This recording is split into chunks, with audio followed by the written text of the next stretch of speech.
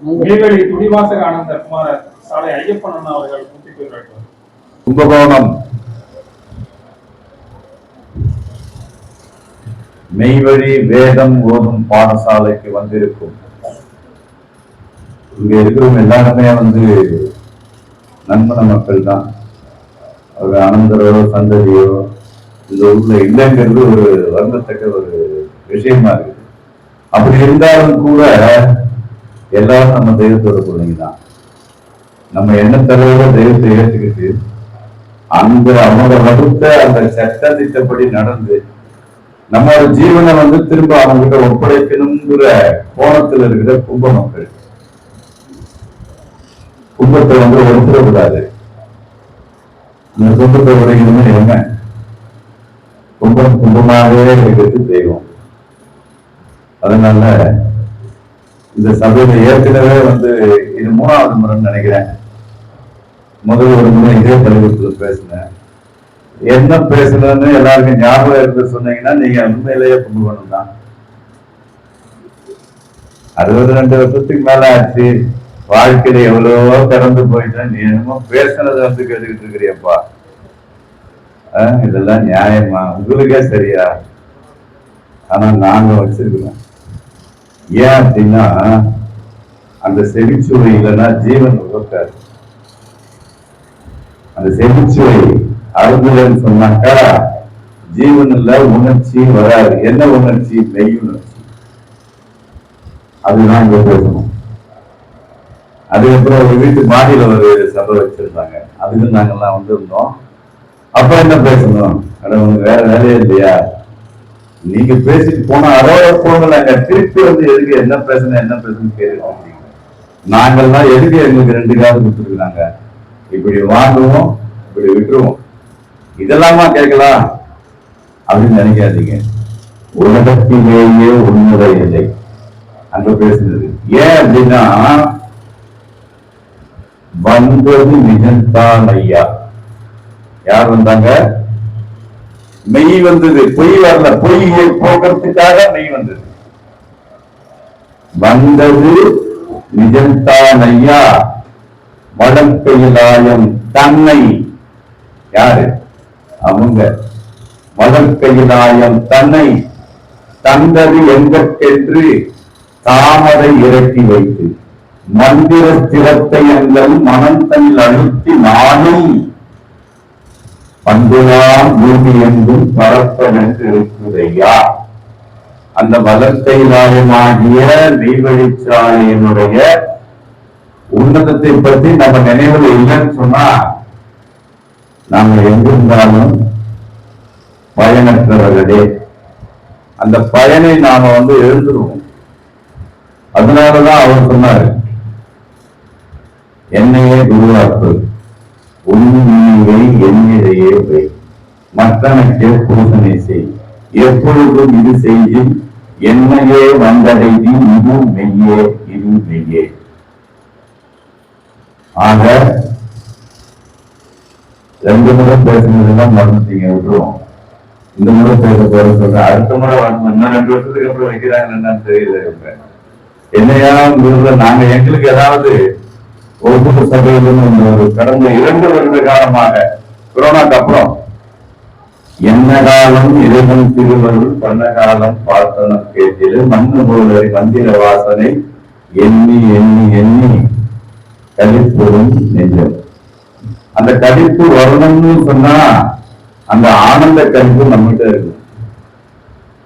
வாங்க சஞ்சீவி ஒரு வண்ணம் கொடுத்த அந்த வாக்கினுடைய சுகமாகிய சஞ்சீவி, வாசுகியின் சஞ்சீவி.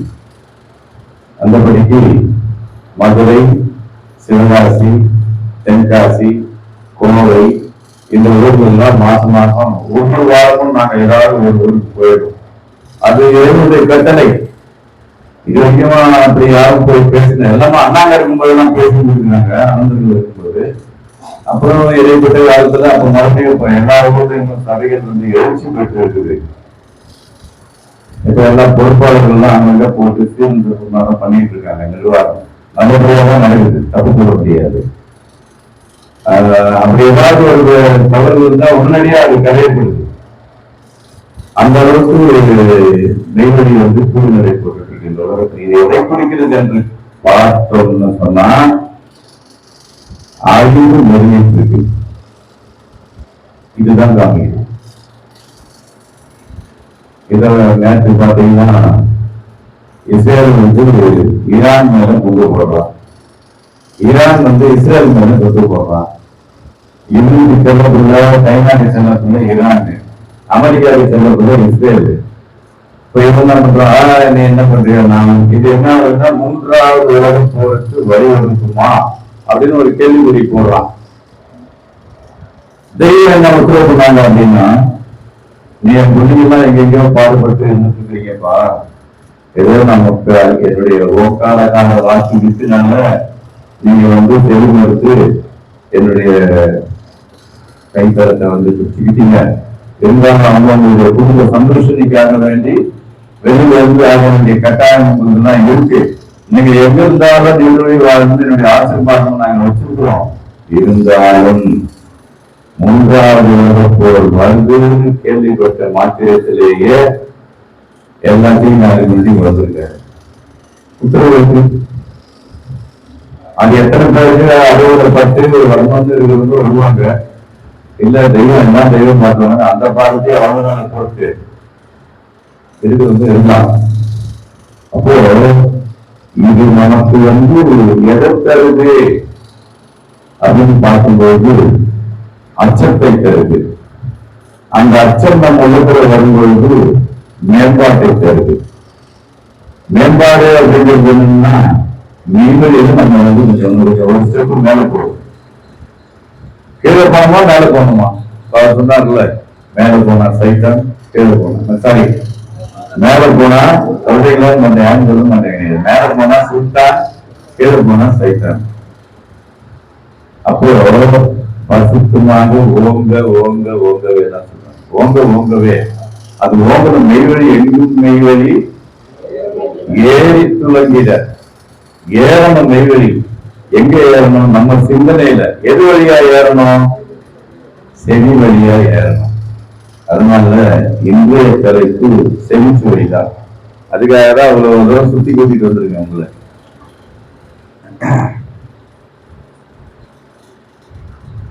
வேலையில்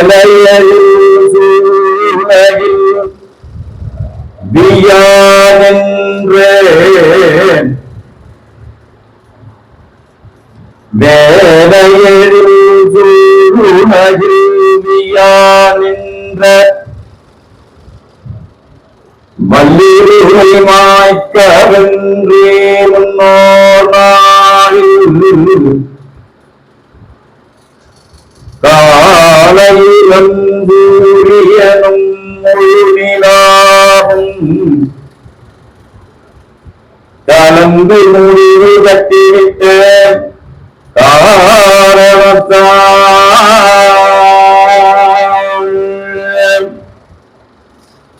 மாலையனும் காடிகுலையில் பரப்பை மாய்த்தே ஒரு பெரும் குலமாய் உதயம் செய்ய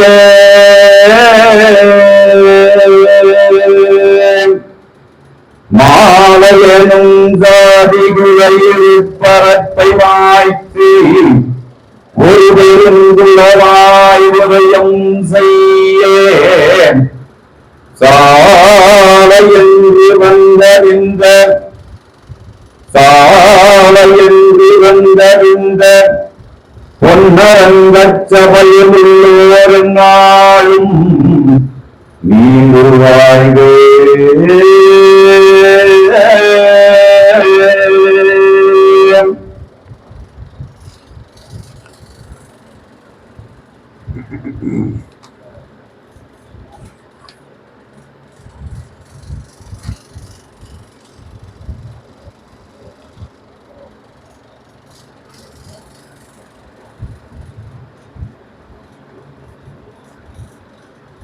செவிச்சுவை, அதாவது பல வாக்கியங்கள்ல இந்த செவி உணவை பத்தி, செவி உணவுன்னு தான் அதுக்கு பேரு. ஏன் அப்படின்னா உணவு இப்ப அவர் சொன்ன மாதிரிதான், செடிக்கு உணவில்லாத பொழுது சிறிது வயிற்றுக்கு இயற்கை. அப்ப செடி உணவை பருகியவர்கள் யார் அப்படின்னா தேவர்கள். பருகாதவர்கள் நரம்புற கரைகளுக்கு தான் மனுன்றது கூட போக முடியாது. இப்ப நாம் ஏன் பிறந்தோம், இறுதியில் நம்பது என்னவாகும் என்று ஆராயும் தேட்டமுடையவனே மனு. அப்ப அந்த எண்ணமே வராத வரைக்கும் நரன். அப்போ நரன், மனு, தேவன், அமரர், இந்த 4 நிலைப்படிகள் இருக்குது நம்ம வாழ்க்கை. இப்ப நாம எந்த நிலையில இருக்கிறோம் அப்படிங்கிறத நாம ஒவ்வொருவரும் சிந்தனை பண்ணி பார்க்கணும். நாம மெய்வழி வந்தாச்சு, தலப்பா கட்டியாச்சு, பஞ்சரத்தம் கட்டியாச்சு. அப்புறம் அடுத்த ஸ்டெப்பு, எதுக்காக இங்க இருக்கிறோம்னு ஒரு நாளும் நினைச்சு பார்க்கணும். இதில் ஏன் நாம் தலையிட்டோம்? மெய்வழி வந்துடுறோம், மறுபடியும் பழைய மாதிரியே ரவுண்ட் வச்சுட்டு இருந்தா பிரயோஜனம் இல்லையா? வராமதான் இருக்கலாமே. அந்தி அடிமணிந்து அதன் பின் புறக்கணித்த வம்பர்க்கும் வரும் கொடுமை நாளாச்சே. பொங்கலிக்க பாடுறாங்க. ஆஹா ஓஹோ வந்து ஆரம்பத்துல பார்த்தோன்னா ஒரே அரட்டல் புரட்டல், யானையாக்கணும் பூனையாக்கணும், இந்த உடம்பு அப்படியே மெய்வழிக்காக தேய்க்கணும், அங்கேயே அந்த மணல்லையே உருண்டு பிறந்து அங்கேயே வந்து விழுந்து விழுந்து வணங்கணும் அப்படின்னு சொன்ன ஆளெல்லாம் இன்னைக்கு இல்லாம போயிட்டாங்க.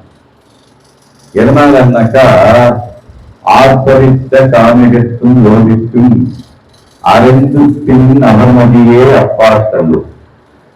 இங்க வெளி வேஷத்துக்கு வேலை கிடையாது, ஆடம்பர ஜோடனைக்கு இடம் கிடையாது. என்ன வேணும்? யதார்த்தமான உள்ளம் வேண்டும். நாம மனிதனாக தோன்றுவோம். யார் செஞ்ச புண்ணியமோ மெய்வழியினுடைய இந்த வேத வசனங்கள் நம்ம காதுல கேட்டு, இது என்ன சாதாரணமான வசனமா கிடையாது. இதயம் செழிக்க வந்த இன்ப வசனங்கள், நம்ம பெருகுக்குரியை போகக்கூடிய சக்தி உடைய வல்லவனுடைய வாக்கு. அதிர வருவதும் ஆணையுமாமே. இதே உத்தரவு பண்ணாங்க, 3000 மைலுக்கு அப்பால ஏற்புள்ள இருந்தாலும் யமனை, டேய் நீ அங்கே போகாதே என்று நான் உத்தரவு போட்டேன்னா அங்கே எப்ப போகணும். அப்போ அந்த பவர் எங்கிருந்து கிடைச்சது? அந்த வாக்குக்கு பவர், சக்தி அப்படின்னா அவங்க பண்ண தவத்தின் மூலமாக கிடைச்சது.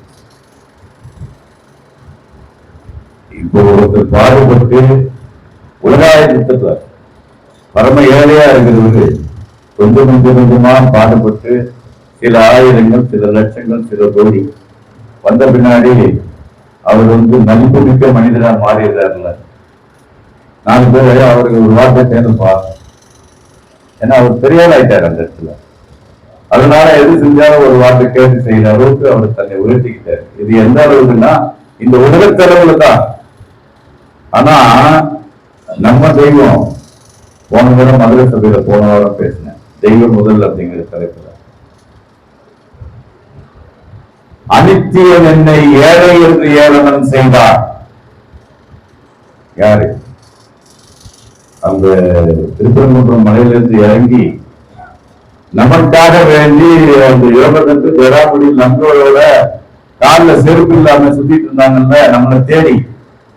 அப்போ ராஜகன் தீரம், மானாமதுரை, திருப்பத்தூர், சிவகங்கை இங்கெல்லாம் நின்று பேசினாங்கல்ல. அப்போ அனித்தியன் என்னை ஏழை என்று ஏளனம் செய்தார். என்ன செஞ்சாரு? தெய்வமா அப்படி நடந்து போகும்போது ஆதிமான்மத்தில் எழுதியிருக்கிறாங்க, ஏற்று நின்று பெரியவங்க வராங்க. அந்த நேரத்துக்கு சதாமலைகள் அவங்களுக்கு தெரியும் இவன் போலி வேஷம் போடுறாங்க, கண்டுக்காமலே போறாங்க. பின்னாடி போன உடனே நாக்க நீட்டி கோண பழிக்கிறது. அப்புறம் ஆண்டவர் ஒழிக அப்படின்னு போட்டு கம்பத்துல தொங்க விட்டு போறவங்க வரவங்களுக்குலாம் அதுபடி இவங்க முன்னாடி காமிக்கிறது. அப்போ அவன் அனித்தியன் என்று உணராமலேயே ஏளனம் செய்தார். ஆனா அவங்க அதை அனுகூல பொருட்படுத்தணும். நாம் அதை சிறிதும் அனுகூல பொருட்படுத்துவது. ஏன் அப்படின்னா அப்படி அந்த உணர்ச்சிக்கு இடம் கொடுத்திருந்தாங்கன்னா இன்னைக்கு கும்பகோணத்துல நம்ம பேச முடியுமா? என்னடா நம்ம கிட்ட இவ்வளவு பெரிய செயல் வச்சிருக்கிறோம், எவனே கண்டு நடுக்கக்கூடிய அளவுக்கு நம்ம கிட்ட வந்து ஒரு சக்தி இருக்கு. ஆனா இவன் பொதிப்பைய நம்மள வந்து கிண்டல் பண்றாங்க, நம் தேவையே இல்லை அப்படின்னு அவங்க நினைச்சிருந்தாங்கன்னா நம்ம கதையெல்லாம் என்ன? இது நினைத்த மாத்திரத்திலேயே நமக்கு கண்ணீர் ஊற்றணும். ஏதோ வராங்க, பேசிட்டு போறாங்க, நம்ம ஒரு நாள் வந்து அடுத்தடுத்து நமக்குள்ள பேசிக்கதான் இதனுடைய மேன்மையும் மாட்சிமையும் புரியும். மாட்சிமையால் உண்வாக்கா யானுடைய யாமுமெல்லாம் நடத்தி வைக்க நான் வாரேன் நாரணா உன் பிறகேன்னு சொல்லி கருணாமகர்னு சொல்றாங்க. இது எல்லாமே யாருக்காக அடுத்தடுத்து கேள்விகளோடு போட்டோம்னா மொத்த பதினது நமக்காக தான். பாடுபட்டேன் பலனடித்தேன் உனக்கும் சொன்னேன், நான் பட்டேனடா கெட்டேனடா நஷ்டம் என்ன கேட்கிறாங்க. அவங்க நஷ்டப்படுறாங்களா? ஏன் என்றும் கூறையாடி ஏழு கடல் கூடி பண்பிட்டார் கோவிலும் கிழ்ந்தாலும் குறையாதன் சிமிழில்மை ஆடி அழைத்தாலும் அணுவும் சிதறாதமை ஆன அயாத்துணையே யானூரி யான் நன்மை. அவங்க இருக்கிற அந்த நன்மையெல்லாம் நமக்கெல்லாம் வாரி வழங்கிட்டு இருக்காங்க. அப்ப அந்த நன்மையை பெறுவதற்காக வேண்டிய பாடு இங்க 2 வருஷத்துக்கு வாரம் கூடுதலா சொல்றாங்க, சந்தோஷமான விஷயம். ஆனா எங்களுக்கு எல்லாம் வாய்ப்பு கொடுக்க மாட்டேங்கிறாங்க. சரி இருக்கட்டும், நீங்களே பேசுங்க. அந்த வகையில பார்க்கும்போது இந்த செவிச்சுவை அப்படிங்கிறத பத்தி பல இடத்துல வந்து தெய்வம் திருவாக்கு பிறந்திருக்குது.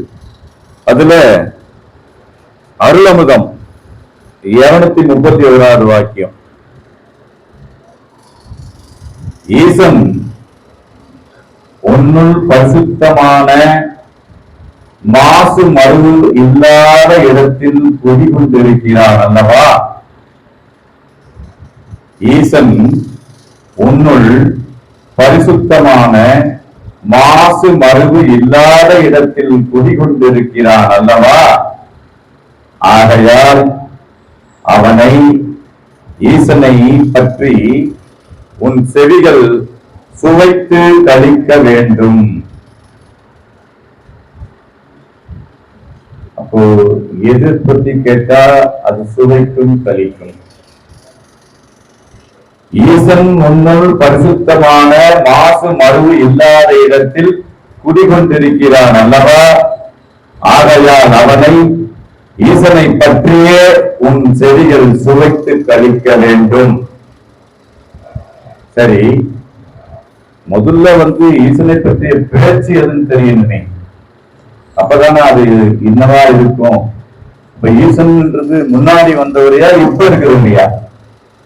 இப்ப இருக்கிறவர் யாரு? இவங்க சர்வேஸ்வரர். முன்னாடி வந்தவர் ஈசன், இப்ப வந்திருக்கிற நம்ம தெய்வம் மெய்வில் தெய்வம் சர்வேஸ்வரர். அப்போ அவர்களை பற்றிய பேச்சுதான் நமக்கு வந்து அந்த கழிப்பை ஏற்படுத்தும். உன் செவிகளில் சுவைத்து கழிக்க வேண்டும். அப்பொழுதுதான் ஈசன் சக்தி உன் ஜீவனில் வளர்ச்சி அடைந்து பிரகாசிக்கும். ஈசனோட சக்தி எது? ஈசனுடைய பற்றிய பேச்ச உன்னுடைய செவிகள் கேட்டு கழிக்கணும்னு உத்தரவு பண்றாங்க. அப்ப ஈசனுடைய சக்தி அப்பதான் உனக்கு வரும்னு சொல்றாங்க. அப்ப ஈசனுடைய சக்தி எது?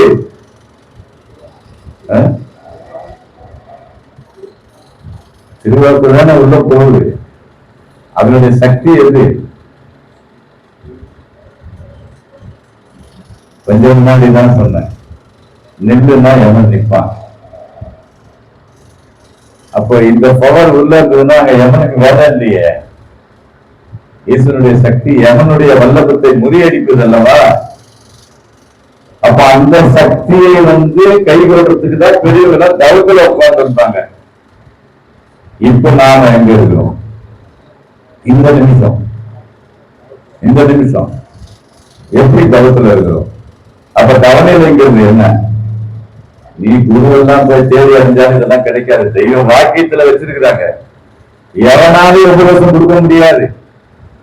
வாய்ப்படைய லோபிகள் பணத்தை பிடிக்கிட்டு நரகத்துல தள்ளிவிட்டு போவாங்க. நம்பி போயிடாதீங்க யாருமே. தெய்வத்தினுடைய திருவடியை பற்றினால் மட்டும்தான் நீ கொங்கத்தனமாக கூமூட்டத்தனமாக என் பேச்சு மேல நம்பிக்கை வச்சுன்னா நீ ஐராவதத்துல ஏறிடுவ. ஐராவதம் எங்க கூட்டிட்டு போவோம்? இன்றுவரும் வெள்ளையானையூர் வேதியா போற்றின்னு சொல்லி நிலைநீர் கூட வேண்டுகோள் தியானத்துல பாடுவோம். பாடல. அப்ப ஐராவதம் அந்த யானைக்கு பேரு. இந்திரலோகத்துல இருந்து ஒரு வெள்ளையா இருக்கும். இது எல்லாமே உள்ளுக்குள்ள இருக்கிற சமாச்சாரம். இதெல்லாம் எப்படி நம்மளால பேச முடியும்னு சொன்னா வேதத்துல இருக்குது. அவருக்கு சொன்ன மாதிரி ஜெயசுந்தரம் பேசுன மாதிரி ஏதோ ஒண்ணு உனக்கு புரியுதோ புரியலையோ உள்ள போடு. முதல்ல பசிக்கு போடு, அப்புறமா ருசிக்கலாம். கொடுமையா பசி சாப்பாடு கொடுத்தா ருசிப்பானா? பசி போக்குவானா? முதல்ல பசியை போக்குவான். பசியை போக்குவதுக்கு அப்புறமா கொஞ்சம் நெருக்கமா வந்தோம்னா ருசிக்க தோணும். என்னடா சாம்பார் இது, என்னடா புளி இது. அப்புறம் இப்படிதான் நம்ம சுபாவம், அது நம்மளுடைய சுபாவம். அதனால என்னன்னா ஈஸ்வரனுடைய சுவிசேஷத்தை சுவைக்கக்கூடிய பாக்கியம் பெற்றும் அதை சுவைக்காமலே ஏதாம இருக்கிறோம். அப்ப அது சுவைச்சா என்ன கிடைக்கும்னா ஈஸ்வரனுடைய சக்தி உனக்கு வந்திருப்பா. அப்ப ஈஸ்வரனுடைய சக்தி வந்துருச்சுன்னு சொன்னாக்கா நீ என்ன ஆக? யமன் பதிக்கு கடந்தவன. அங்க சூலாயன நிக்கும் யமன் வரும். ஐயோ இவர் என்னப்பா மெய்வெறி, அந்த அடுத்த வீட்டுக்கு போலாம். அவரை போயிடுவார். இவர் மெய்வெளியில் போட்டுக்கிறான், சாலைன்னு போட்டுக்கிறாங்க, இங்க வேண்டாம் நமக்கு வேலை கிடையாது அப்படின்னு போயிடுவான். அதைதான் தெய்வம் உத்தரவு பண்றாங்க. அப்போதுதான் ஈசன் சக்தி உன் ஜீவனில் வளர்ச்சி அடைந்து பிரகாசிக்கும். அப்போ ஈசனுடைய சக்தி உள்ள போலன்னா எப்படி இருக்கும்? இருள் தான் மண்டி கிடக்கும். அப்ப அந்த இருளை போக்குவது நம் தெய்வத்தினுடைய திருவாக்கில் இருந்து கிளம்பும் செவிச்சுவை. வாக்குதான் அது. எல்லாம் இன்னைக்கு வாக்குதான். நீயும் ஈசனை அறிவாய். அடுத்த சப்ஜெக்ட், அடுத்த ஸ்டெப். நீ ஈசனுடைய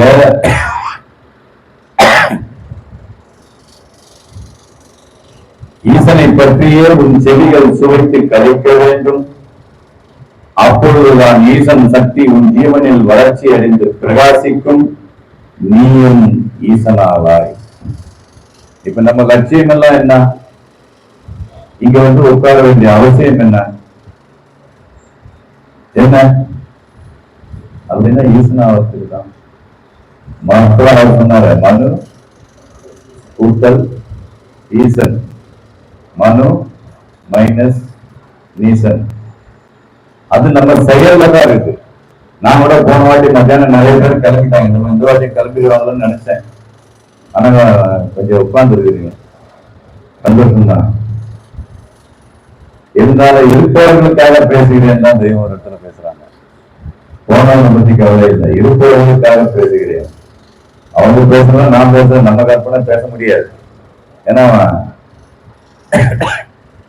ஒண்ணும் கிடையாது. அங்க வாங்கி இங்க கொடுக்குறோம், அவ்வளவுதான்.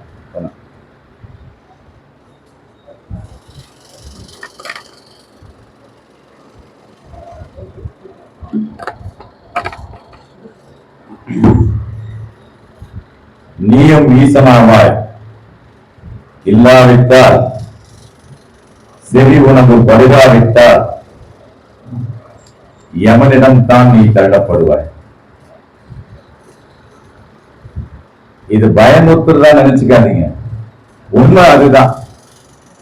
அவங்க சொல்ல கேட்டாலும் கேட்கலனாலும் ஆல்ரெடி எல்லாமே அங்க அந்த இடத்துக்கு போறதுக்கு தான் தாக்கல் ஆயிட்டு இருந்தோம். யாரோ ஒருத்தர் அந்த புண்ணியவான மெய்வழியை பத்தி பேசி கொஞ்சம் திருப்பினர். யாரோ XYZ ஒருத்தருக்கு ஒருத்தர் சொல்லிதான் இந்த கூட்டம் வந்து சேர்ந்துருக்கிறத தவிர, ஆனா எல்லாருக்கும் சொன்னவர் ஒருத்தர் தான். அல்லாஹ் ஒருவரே, ஈசன் ஒருவரே, மகதி ஒருவரே. நம்ம மெய்வெளிச்சாலை ஆண்டவர்கள் ஒருவர் தான் ஒன்றில் கோடியாய் பிரித்து பேசி ஆட்கொண்டார். அவரவருக்கு தக்கபடி இறங்கி நின்று பொய்வேதம் போட்டு பயில் பண்ணி அதில் இச்சை பிளங்க செய்து யமபதரின் நட்சத்தினை கிளப்பி தொட்டு தடவி சந்நிதி இருத்தி மனித மேம்பாட்டினை தூண்டி வித்தை அவித்தை என்னும் எழுச்சியினை பதிப்பித்து இவ்வளோ வேலையும் நமக்கு செஞ்சாங்கிறது நமக்கு தெரியாது. நம்ம நினைச்சிருக்கோம், நான் அவர் சொன்னாரு, நான் கேட்டேன், வந்துட்டேன். தேடி தேடி இருந்தாங்க, தேடி தேடி வராங்க. எங்க இருக்க, எங்க போட்டோமே, ஒரு வீட்டு காணமே, கும்பகோணத்துல போட்டோமே, மூவர்கோட்டையில போட்டோமே, எந்த நன்னிலத்துல போட்டோமே, ஆடுதுறையில போட்டோமே. ஆடாத துறையில இருக்குதுதான் ஆடுதுறைக்கு வந்தாங்க. ஆட்டம் இல்லாம வைக்கிறதுக்கு தான் ஆடுதுறை போறாங்க.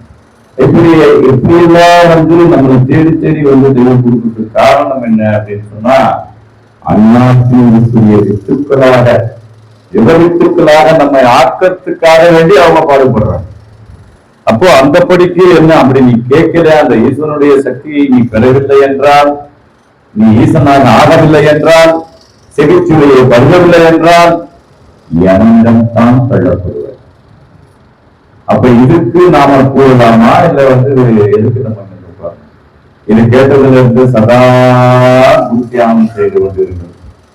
இன்னொரு கேட்கிறாரு, வேறு எண்ணத்தை வேண்டும் கூறுது, வேற சிந்தனையே வேண்டாம், உங்க சிந்தனை மட்டும் இருந்தா போதும். ஆனா நாம இந்த உலகத்துல வந்து சிக்கிக்கிட்டு இருக்கிறோம், இந்த உலக வாழ்க்கையை வாழ்ந்துட்டு இருக்கிறோம். இந்த உலக வாழ்க்கை நமக்கு தேவையா இருக்குது. தெய்வம் எக்ஸப்ஷன் கொடுத்துதான் இருக்கிறாங்க. இந்த உலக வாழ்க்கை வாழ்ந்துக்கப்பா நல்லா, எப்படி மகாராஜனாவாக நீ சொம்பையா சோபையா என் புள்ள இருக்கக்கூடாது, மகாராஜனாவாக உன் பேருக்கு 4 பேர் கேட்கணும். அப்படிதான் எல்லாருமே வச்சிருக்கிறாங்க. ஒரு சாதாரணமா இருக்கிற ஒரு மெய்வழி ஆளுநர் ஒரு நபரை கூட அவரோட மெச்சப்படிச்சு கேட்கக்கூடிய அளவுக்கு தான் தெய்வம் வச்சிருக்கிறாங்க மெய்வழியை பொறுத்த வரைக்கும். அதுவும் அன்றி நீ செவி உணர்வு பருக பருக ஈசனுடைய அனுகிரகம் கிட்டும். அப்படி ஈசனுடைய அனுகிரகம் கிட்ட கிட்ட உன் மூச்சு துண்டாடுவது நிறுத்த பெற்று உன் சுவாசம் வெளியே போகாமல் தங்கும். இது வரவா செலவா? வரவு. இந்த வரவு வந்து சேமிக்க சேமிக்க சேமிக்க என்ன ஆகும், என்ன ஆகும் அப்படின்னா, வரவது கண்டு துறவது கொண்ட வாத யமன் பயத்தை அது கடக்கும். இந்த யமன் பயத்தை கடந்துக்கிறதுக்கு தான் இந்த நிதி வேணும். உலகத்துக்கு கஷ்டம் தைக்கணும்னா நம்ம பாடுபடுறோம், சம்பாதிக்கிறோம், எத்தனையோ பண்றோம். ஆனா இந்த சேம நிதியை எதுக்கு பயன்படுத்து சொன்னாக்கா, சொர்க்கபதி வாழ்வுக்கு நம்ம போகணும். யமன்பதி எல்லையிலிருந்து கடந்தாட்டி அந்த பக்கம் போகிறதுக்கு கேட் பாஸ் கொடுத்துறாங்க. அதெல்லாம் இந்த வாக்கியத்துல வந்து தெல்ல தெளிவா பேசுறாங்க. தெய்வம் செறி உணவு பருக பருக ஈசனுடைய அனுக்கிரகம் கிட்டும். அப்படி ஈசனுடைய அனுக்கிரகம் கிட்ட கிட்ட உன் மூச்சு துண்டாடுவது நிறுத்த பெற்று உன் சுவாசம் வெளியே போகாமல் தங்கும். அப்படி தங்குனா நம்ம தேகம் எல்லாம் தங்கும், இல்லைன்னா அதுதான் தேர்வு உருவத்துல மெய்ப்பொருள் அடைக்கலப்பாளருடைய விருத்தமா தெய்வம் கொடுக்குறாங்க. எங்குமே மக்கள் யாருக்கும், எங்குமே மக்கள் யாருக்கும்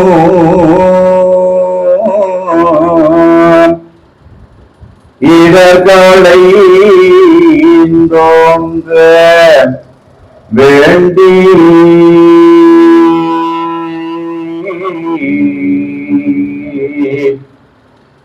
திங்கள் வந்திரைஞ்சும் தெய்வ தேடு கூடகத்தை பாட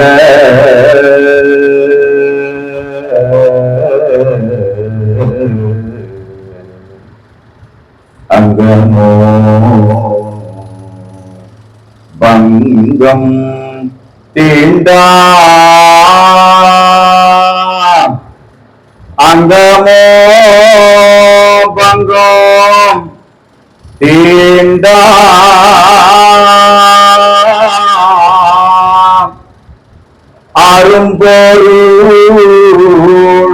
அரும்பொருளுயரும் செல்வம்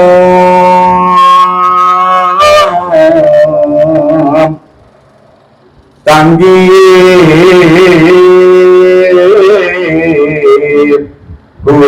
குலமேம்பரா செல்வம் தங்கியே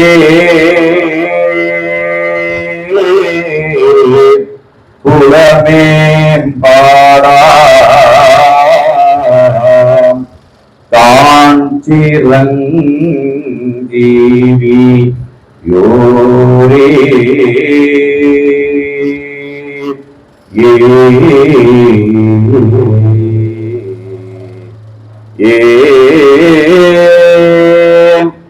அப்ப இந்த செல்வம் யாருடைய நினைவில் தங்குதோ அவங்க தாங்க சிரஞ்சீவி. அப்ப தங்க வைக்கணும்னா நாம என்ன செய்யணும்? தங்க வைக்கிறதுக்கு இந்த செல்வத்தை தங்க வைக்கணும்னா நாம என்ன செய்யணும்? இந்த பெட்டகத்தை சுத்தமா வச்சுக்கணும். இதய பெட்டகத்தை சுத்தமா வச்சுக்கணும். அதுல நம்ம தெய்வ நினைவை தவிர பிறிதொரு நினைவை உட்புகுத்தாதபடி வச்சுக்கணும். அது போகாம இருக்காது. கண்டிப்பா உள்ள போய் அது வேலையை அதை செய்யதான் செய்யும். இருந்தாலும் அதையும் நிகழ்ச்சி இந்த நினைவுல நாம நின்னோம்னா அந்த உறுதிதான் நம்மளை மேம்பாடு அடைய செய்யும். அப்ப ஈசனுடைய அனுக்கிரகம் கிட்ட கிட்ட உன் மூச்சு துண்டாடுவது நிறுத்த பெற்று உன் சுவாசம் வெளியே போகாமல் தங்கும். சதா ஈசன் சுவையே செவிகளுக்கு விருந்தளித்து வந்தால் சுவாசம் கட்டுப்பட்டு நிஷ்டைக்கும் தவத்திற்கும் வழிபிறக்கும். இது உன்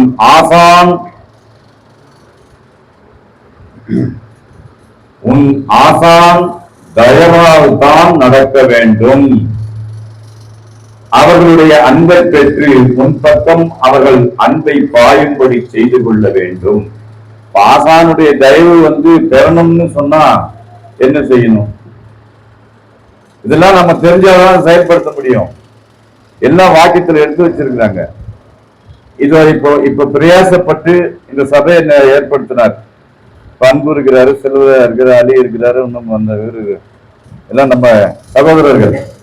இவங்க சொல்லிக்கிட்டே இருக்கிறாங்க. போகும்போதெல்லாம் குறைஞ்சிக்கிட்டே இருக்கு. என்னையா வருஷ கணக்கில் பண்ணிக்கிட்டு இருக்கிறீங்க? அங்கெல்லாம் மாஸ்டர் ஒரு சபை கூப்பிட்டு இருக்காங்க. கும்பகோணத்துக்காரங்க என்ன அவங்க சூழ்நிலை அப்படி இருக்கு. வேற வழியும் இல்லை. எல்லாமே உழைக்கிற வர்க்கமா இருக்குது. என்ன அதுக்கு இடையில இதை பண்றது சிறப்பு. மற்ற இடத்துலயும் அப்படிதான் இருக்குது. சில இடத்துல எல்லாம் வாடகை கைங்கரியம் மாசம் மாசம் ஒருத்தர் போட்டு பண்றாங்க. மதுரையில தெய்வம் ஏற்படுத்தின சபை, அதனால அது ரொட்டீனா போயிட்டு இருக்கு. கோயம்புத்தூர்ல எல்லாம் வாடகை கட்டி தான் பண்ணிட்டு இருக்காங்க. அப்ப இந்த சூழ்நிலையும் நம்ம பார்க்க வேண்டிய கட்டாயத்தில் இருக்கிறோம்.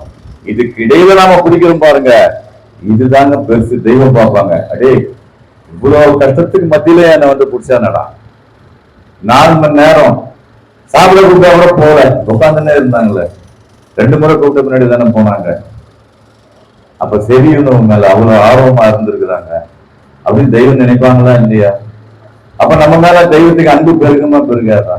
அப்ப அந்த ஈஸ்வருடைய அன்பு பெருக பெருக என்ன ஆகும் அப்படின்னா மோட்சம் தான் முடிவு. இந்த ஒண்ணுக்காக வேண்டிதான் நாம வந்து காத்திருக்கிறோம், வேற ஒரு வேலைக்கு கிடையாது. அவங்களுக்கு இன்னைக்கு விட்டா எவ்வளவு வேலை இருக்கு, வெளியே பாருங்க பறந்துட்டே இருக்கான்.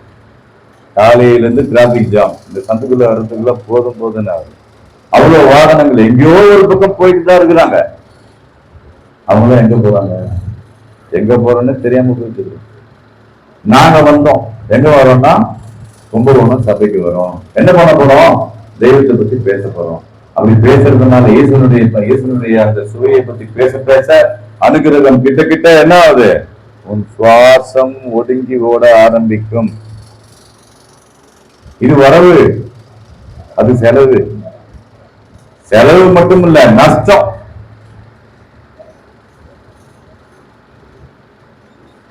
அப்ப இதை நாம வந்து சீர்தூக்கி பார்க்கணும். இது எல்லாமே வாக்கியத்தில் இருக்கு. அந்த வாக்கியத்திலிருந்து எடுத்து பேசக்கூடிய தன்மையை அந்த அனுகிரகம் தான் கொடுத்துச்சு. அந்த செவிசூழையை அனந்தர்கள் மூலியமாக நாங்க கேட்டு கேட்டு கேட்டு அந்த நாள்ல ஒரு 30 வருஷத்துக்கு முன்னாடி எங்களுக்கு சொல்லுங்க, பேசுங்க, நாங்க ஏன் மெய்வெளியில் இருக்கிறோம், எங்களுக்கு என்ன வேலை, நாங்க உங்க பிள்ளையா வந்து பிறந்துட்டுமே, அப்ப தெய்வத்துக்கு எங்களுக்கு என்ன தொடர்பு, இப்ப நாங்க யாரு? நீங்க தெய்வத்துடைய சிஷியன், அவர் குரு, நீங்க சிஷியன், நாங்க யாரு அப்படின்னு எல்லாம் கேள்வி கேட்டதனுடைய விளைவாக அண்ணாங்கெல்லாம் பேசினாங்க. பேசும்பொழுது அப்ப ஒண்ணுமே புரியல. ஆனா இப்ப வந்து ஓரளவு புரிஞ்ச மாதிரி தெரியுது. புரிஞ்சிச்சா இல்லையாங்கிறது தெய்வத்துக்கு தான் வெளிச்சம். ஆனாலும் தெரிந்தோ தெரியாமலோ அறிந்தோ அறியாமலோ தொட்டுட்டோன்னு வச்சுக்கோங்க, அவங்க பிடிச்சிக்கிறாங்க. நம்ம கை நீண்டதுன்னா அவங்க கை அதை விட நீண்டு வருது. ஒரு முறை சொன்னா நீண்ட கரம் ஒன்று இருக்கிறது தானே பேசணும். நெய்வேலியோட கரம் நீண்ட கரம், உலகத்துல எந்த மூலையில இருந்தாலும் போய் தொட்டுடும். என்னது? நினைவு, தெய்வத்தோட நினைவு. உலகின் எந்த மூலையில இருந்தாலும் அவரை போய் தொட்டுடும். ஒரு நண்பர் ஒருத்தர் வரப்போறார், சிங்கப்பூர்ல இருந்து வரப்போறார். அவரு இந்த யூடியூப் சேனல் நிறைய பார்த்திருக்கிறாரு. ஒரு 3 மாசமா மெய்வெளி தொடர்பு கிடைச்சிருக்கு. அதுல நிறைய சேனல் நம்ம அண்ணா நம்ம சகோதரர் நிறைய பேர் போறோம். அதுல எந்த ஒண்ணு இருக்குது, மெய் அறிவு தேடு. அது நம்ம சேனல், மெய் அறிவு தேடு. வாங்கி வால்யூம் குறைப்பா. அவருக்கு ஏற்கனவே வந்து ஒரு தெய்வ தேடுதல் இருக்குது. இந்த வாழ்க்கை எதுக்காக நாம மனிதனா பிறந்தோம், நம்ம என்ன செய்யணும் அப்படிங்கிற ஒரு தேடுதல் இருக்கும் பொழுது இந்த சேனல்லாம் பார்க்கும்போது இந்த இடம் தான்றது அவருக்கு புரிஞ்சிருச்சு. மெய்வழி தான் இதுக்கு உண்டான இடம். அவரு பேசினதுக்கு அப்புறம் புரியுது, அவர் வந்து பல லட்சம் ரூபாய் செலவு பண்ணி நிறைய குருமார்ட்டப்பெல்லாம் ஏமாந்து கடைசியில விரக்தி ஆகி போய் வேற வழியே இல்லையான்ற நிலைமையில உட்கார்ந்து இருக்கும் போதுதான் இது பாக்குறாரு. எல்லாரையும் பார்க்கும்போது யாருமே கான்டாக்ட் நம்பர் எதுவுமே போடல. அவர் சொன்ன ஸ்டேட்மெண்ட், நான் வந்து ஆண்டவர்கிட்ட மன்றாடினேன் 3 நாளா, என்ன தெய்வமே எல்லாத்தையும் சுத்தி காமிச்சு கடைசியில நீங்க இருக்கிற இடத்த காமிச்சிட்டீங்க. நான் பிறந்து வளர்ந்தது இந்த மன்னார்குடியில தான், நான் பிறந்த வளர்ந்தேன். ஆனா இந்த மெய்வெளி சபைன்னு போடுறாங்களே ஒழிய அது எங்க இருக்குது ஏதா இருக்குதுன்றத பத்திலாம் எதுவுமே சொல்ல மாட்டேன்னு மொட்டை மொட்டையா போட்டுக்கிறாங்களே அப்படின்னு அழுதேன். அழுது மறுநாள் ராத்திரி உங்களோட மெய் அறிவு தேடு அந்த சேனல் பார்த்தேன். நான் எப்பவுமே டிஸ்கிரிப்ஷன்ல ஓபன் பண்ணி பார்க்க மாட்டேன். அவங்க ஓபன் பண்ணி பார்த்தாக்கா நீங்க வந்து தெளிவா போட்டிருக்கிறீங்க, கூடவே வந்து தொடர்பு நம்பரையும் போட்டிருக்கீங்க அப்படின்னு அப்புறம் பேசுற. அதுல ஒரு மெசேஜ் போட்டாரு எனக்கு வாட்ஸ்அப்ல, உங்களுக்கு நேரம் கிடைத்தால், ஐயா நமஸ்காரம், உங்களுக்கு நேரம் கிடைக்கும் போது சொன்னீங்கன்னா நான் உங்களோட பேச விரும்புறேன். அப்புறம் நானா பேசினேன். அப்புறம் அவருடைய உள்ளம் புரிஞ்சது. அப்புறம் அடுத்தடுத்து பேசும்போது அந்த மெய்யுணர்ச்சி அதிகமாகி நான் வந்தே தீரணும்னு சொல்லிட்டார். வைகாசி திருவிழா டிக்கெட்டும் போட்டார். சிங்கப்பூர்ல இருந்து டிக்கெட் போட்டு வந்து 20ஆம் தேதி வராரு, 27ஆம் தேதி ரிட்டர்ன் போறாரு. அப்போ தொட்டது எது? தெய்வ நினைவாகிய நீண்ட கரம். நம்ம நினைச்சிட்டு இருக்கோம் நம்ம சேனல்ல பார்த்துட்டு உன் சேனல் ஆரம்பிக்க வச்சது அவர் தானேயா, உனக்கு ஏது புத்தி? ஆனா 2020 போட்டு வச்சுக்கிற எனக்கே தெரியல. தேவனின் திருவுகளை திறக்க மாட்டேன்றாரு, இது திறந்துருச்சு. அப்புறம் இப்படிதான் ஒண்ணுமா. அப்போ இது நம்மளுடைய சிந்தனைக்கும் சொல்லுக்கும் செயலுக்கும் அப்பாற்பட்டு நடக்கிறது தான் மெய்வழி. அதனாலதான் அது அப்பாலுக்கு அப்பாலா இருக்குது. அந்த வகையில பார்க்கும் பொழுது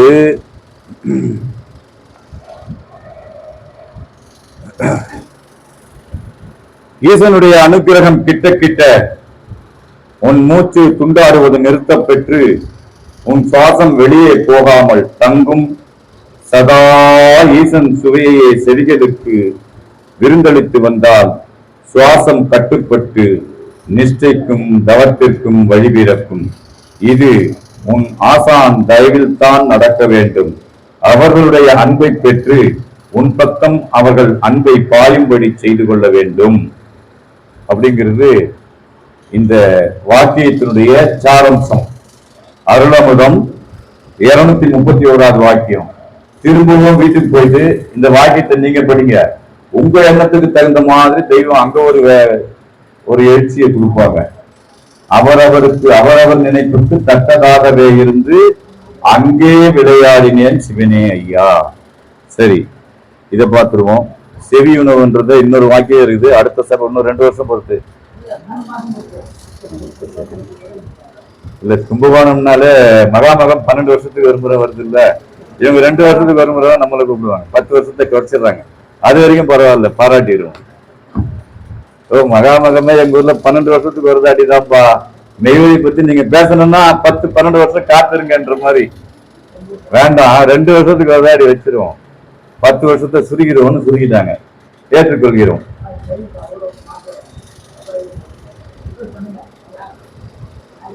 இப்ப செவிச்சுவைங்கிறது இந்த வாக்கியத்தோட இப்போதைக்கு முடிச்சுக்கிறேன். இதனுடைய தொடர்புடைய ஒரு வாசகம் ஸ்ரீமத் பாகவத்துல நம்ம கொடுக்குறாங்க. காத்ரேயர் அப்படிங்கிற ஒரு ரிஷி இதை எழுதுறாருங்க. இதை முடிச்சுக்கிட்டு என்னுடைய முத்தி பேரு மறுபடியும் இவங்க கூப்பிடும் போது தொடரும்.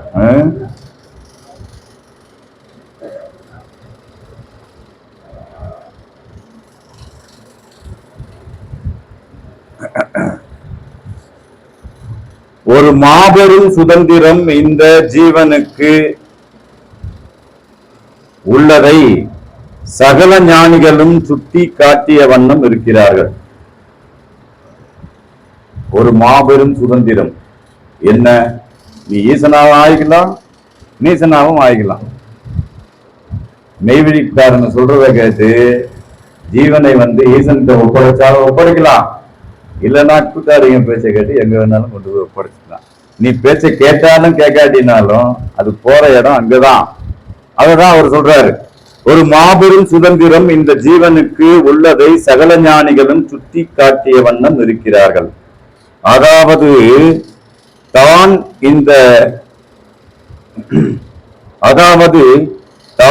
இந்த உடலல்ல, ஆத்மஸ்வரூபமான ஆனந்த ரூபியான தானே அந்த பிரம்ம வஸ்து என்கிற முடிவான நிலையை நிச்சயம் தெரிந்து கொள்ளலாம். இது எங்க நடக்கும்? மெய்வழிக்கு வந்தால் மட்டும்தான் அதை பற்றிய தெளிவு கிடைக்கும். இப்ப அவர் பேசினார்ல, தேகாதி எந்தமாகிய உடல், வாட்டாகிய பொருள், ஆவியாகிய பிரணவம், நினைவாகிய பிரம்மம், இது எல்லாமே ஒரு கூர்ல நிக்கணும். அப்படி நின்னா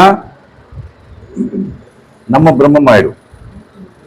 இந்த ஒரு செயலுக்காக தான் தெய்வம் அந்த கூடஸ்த பிரம்மமே இறங்கி வந்தது. ஒரு மாபெரும் சுதந்திரம் இந்த ஜீவனுக்கு உள்ளதை சகல ஞானிகளும் சுட்டிக்காட்டிய வண்ணம் இருக்கிறார்கள். அதாவது தான் இந்த உடலல்ல, ஆத்மஸ்வரூபமான ஆனந்த ரூபியான தானே அந்த பிரம்ம வஸ்து என்கிற முடிவான நிலையை நிச்சயம் தெரிந்து கொள்ளலாம். இந்த உடல் நான் அல்ல, என்கிற விவேகத்தை அறிய முயற்சிக்கும் போது எல்லா விதங்களிலும் உதவி கிடைத்துவிடும். இது கிடைக்கிறது தான் கஷ்டம். இந்த தேகம் நாம இல்ல அப்படிங்கிற உணர்வுக்குள்ள நம்ம வந்துட்டோம்னா தெய்வம் நமக்குள்ள. அதனால்தான் அவர் பாட்டையா சந்திச்சு போனாரு, தேகமுடன் பொருளாவியனதிலை உனதே உனதென. அப்ப இது நம்மளது இல்ல. மெய்வழி துடிவாசகனந்தன், மெய்வழி சந்திராமா அப்ப குழந்தைங்கன்னு நினைக்கிறோம். இல்ல, அவங்க ஒரு கருவி கொண்டு வந்து வித்து எங்க போட்டாரு, வந்தாச்சு, கூப்பிட்டாரு, இணங்கினதுனால தப்பிச்சோம். இல்லைன்னா அழியா பெரும் கூட்டம் மிகுந்த அதனாலே சரகோ. அந்த அழியா பெரும் கூட்டத்தோட நம்மளும் ஒரு ஆளாதான் ஓடிக்கிட்டு இருப்போம். அப்ப நல்லா நினைச்சு பாருங்க, நிஜமா நம்மளுடைய தாய், தந்தை, தெய்வம், குரு யாரு? எல்லாம் ஒன்றாய் நிற்கும் நம்ம தெய்வம். அன்னை பிதாவுமாய் நின்றனால் முன்னறி தெய்வம் நம் தந்தையினால். 4 பேருமே ஒரே கேட்டகரியில் இருக்கிறன்றது மெய்மன ஞானத்திலையும் பேசுறாங்க. அப்ப பார்க்கும்போது எல்லா விதங்களிலும் உதவி கிடைத்துவிடும். மாபெரும் சக்தியான பரம்பொருளின் முன்னிலையில் உலகத்தின் சகல காரியங்களும் நிகழ்ந்தபடி இருக்கின்றன. சகல விதிகளின் மூலமாகவும் வாழ்க்கை பிரவாகமாக வெளிப்படுகிறது. ஆனால் ஒரு ஜீவன் உடலெடுத்து அந்த உடலால் நடைபெறும் ஒவ்வொரு காரியத்தையும் நான் செய்கிறேன் என்று நினைத்துக் கொள்கிறது. இதுவே மெய்வழிக்கு வந்த பின்னாடி தெய்வத்தினுடைய வாக்குக்கு இணங்கி கொஞ்சம் சிந்திச்சா என் செயலால் ஆவதொன்றில்லை. பட்டினத்தார் சொல்ற மாதிரி அனைத்தும் நின் செயலே என்று உணரப் பெற்றேன். ஏதோ இன்னைக்கு இன்னைக்கு பேசுறோம்னாக்கா என்னைக்கோ எழுதினாரு, அது 2 வருஷமாச்சும் போட்டு போய் பேசுங்கப்பா, எப்படியோ அவங்க ஏற்பாடு பண்ணிடுவாங்க, இனிமே விட மாட்டாங்க அப்படின்னு அனுப்புறாரு. இது ஏற்கனவே சிஸ்டத்துல போட்டது, மாற முடியாது. இப்ப 4 பேர் போயிட்டாங்க, அவங்களுக்கு அதோட சரி, அவங்க வேலை முடிஞ்சது, அவங்க போயிட்டாங்க. இப்ப இது யாருக்கு கிடைக்கணும்னு இருக்குதோ அவங்களுக்கு மட்டும்தான் கிடைக்கும். அப்புறம் பகிர்ந்துக்கலாம், அது வேற விஷயம். இருந்தாலும் காத்திருந்தவனுக்கு தான் கையிலேங்கிரி. யாருக்கு? காத்திருந்தவங்களுக்கு தான். இந்த ஒரு 4 மணி நேரம் இங்க உட்கார முடியல, அதுக்குள்ள வேலை வந்துருச்சு அப்படின்னு போனா இழப்பு யாருக்கு? நமக்கு. இப்ப இந்த நினைவுல இருந்து கொடுக்க சொல்றாரு, பேசிக்கிட்டு இருக்கிறோம். இந்த நினைவு அங்கிருந்து எடுத்துட்டாருன்னா இது வராது, கிடைக்காது, வேற ஏதோ கிடைக்கும். எத்தனையோ தேடிக்கிட்டு இருந்தோம். சரி, இங்க ஆரம்பத்துல செவிச்சுவை தான் பேசணும், இந்த ஒரு வாக்கியத்தோட நிப்பாட்டும். அடுத்த வாட்டி மக்கள் கேட்டா சொல்லிடுவாங்க, செவிச்சுவை தான் பேசுனீங்க, அதையே பேசுங்க, இல்லாட்டி வேற பேசுங்க சொல்லிடுவாங்க. ரொம்ப உஷாரு கும்பகோணத்துக்காரங்களாம் சொல்லிக்கிட்டாங்க. மூவர் கோட்டை அதோட உஷாரு. ஒரு கோட்டையா இருந்தாலும் பரவாயில்ல, 3 கோட்டை ஒன்னா இருக்குதுல்ல. ஆமா, உண்மைதான். ஒரு மாபெரும் சக்தியான பரம்பொருளின் முன்னிலையில் உலகத்தின் சகல காரியங்களும் நிகழ்ந்தபடி இருக்கின்றன. அந்த பரம்பொருளின் முன்னாடிதான் இப்ப நம்ம பேசிக்கிட்டே இருக்கிறோம். அவரும் உட்கார்ந்து கேட்டுக்கிட்டு இருக்கிறார். இந்த நினைவு நமக்கு எட்டார். பேச வைப்பதும் அவரே, கேட்பதும் அவரே, பேசும் பொருளும் அவரே, பொருளாய் நிற்பவரும் அவரே. இது உணர்றதுக்கு பல வருஷம் ஆகுங்க. சகல உயிர்களின் மூலமாகவும் வாழ்க்கை பிரவாகமாக வெளிப்படுகிறது. ஆனால் ஒரு ஜீவன் உடலெடுத்து அந்த உடலால் நடைபெறும் ஒவ்வொரு காரியத்தையும் நான் செய்கிறேன் என்று நினைத்துக் கொள்கிறது. அந்த நினைப்பு தான் மாயை. மணி ஆயிடுச்சுன்னு நினைக்கிறேன். ரொம்ப நேரம் ஆயிடுச்சு இல்ல முடிச்சிருவோம். அந்த நினைப்பு தான் மாயை. அந்த மாயையிலிருந்து வெளிப்படணும்னு சொன்னா அந்த ஈசனுடைய செவிச்சுவையை நாம் சதா பருகிய வண்ணம் இருக்கணும். அப்படி பருகும் போது என்ன ஆகும்னா நம்மளுடைய சுவாசமானது ஒதுங்கி ஓட ஆரம்பிக்கும். அப்படி ஒதுங்கி ஓடும் ஆரம்பிக்கும் நிலைக்கு பேர் தான் மல்கரா நிலைன்னு ஆதி மாநிலத்துல தெய்வம் கொடுக்குறாங்க. இதெல்லாம் தெரிஞ்சு அறிஞ்சு இன்னும் நிறைய இருக்குது. அடுத்த சபையில நம்ம வந்து பேசுவோம். நேரமும் கூடிக்கிட்டே இருக்கு. இன்னொரு டீ கொடுப்பாங்களான்னு பார்ப்போம்.